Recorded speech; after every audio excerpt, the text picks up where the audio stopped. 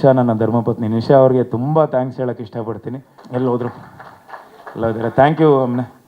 ಅವರು ನನಗೆ ಭಾಳಷ್ಟು ಸಪೋರ್ಟ್ ಮಾಡಿ ನಗುವಲ್ಲಾಗಲಿ ನನ್ನ ನೋವಲ್ಲಾಗಲಿ ಪ್ರತಿಯೊಂದು ಹೆಜ್ಜೆಗೂ ನನ್ನ ಬೆನ್ನಿಂದೆ ನಿಂತ್ಕೊಂಡು ಅಮ್ಮ ನನಗೆ ತುಂಬಾ ಸಪೋರ್ಟ್ ಮಾಡಿ ಇಲ್ಲಿವರೆಗೂ ಕರ್ಕೊಂಬಂದರು. ಸೊ ನನಗೆ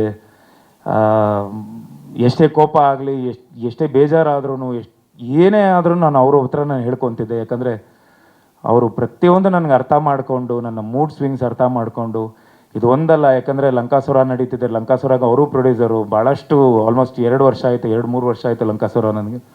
ಸೊ ಎಲ್ಲೋ ಒಂದು ಕಡೆ ಜಡ್ಜ್ಮೆಂಟ್ ನಂದು ಕರೆಕ್ಟಾಗಿತ್ತು. ನಾವು ಒಂದು 200-250 ಸಲ ಸಿನಿಮಾ ನೋಡಿದ್ದೀವಿ. ಸಿನಿಮಾ ನೋಡಿದಾಗ ನಾನು ಹೇಳಿದೆ, ನಿಶನ್ಗೆ ಹೇಳಿದೆ, ಲಂಕಾಸುರ ಸ್ಲೋ ಮಾಡು, ಮಾದೇವ ಮುಂದೆ ಬರಲಿ, ಮಾದೇವ ಚೆನ್ನಾಗಾಗುತ್ತೆ, ಅದಾದಮೇಲೆ ಲಂಕಾಸುರ ಬರೋಣ ಅಂತ ಹೇಳಿದೆ. ಸೊ ಅದೇ ಥರ ಅವರೂ ಅದಕ್ಕೆ ಸ್ಪಂದಿಸ್ಕೊಂಡು thank you Nisha and Praju, thank ಯುಪ್ಪ.